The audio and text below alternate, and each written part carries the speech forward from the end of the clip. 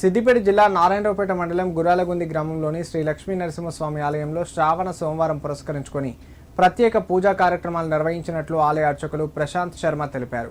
ఈ ప్రాంతమంతా సుభిక్షంగా ఉండాలని దేవాలయంలో పూజా కార్యక్రమాలతో పాటు హోమం చేసినట్లు చెప్పారు. దాతల సహకారంతో దేవాలయం నిర్మాణం పూర్తి చేసినట్లు తెలిపారు. స్వామివారిని భక్తి శ్రద్ధలతో వేడుకుంటే కోరిన కోరికలు నెరవేరుతాయని తెలిపారు.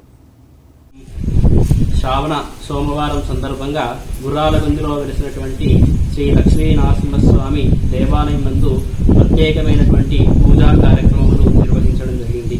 ఈ గ్రామము మరియు ఈ ప్రాంతం అంతా కూడా సుభిక్షంగా సస్యశ్యామలంగా ఉండాలని ఆ భగవంతుని వేడుకోవడం జరిగింది.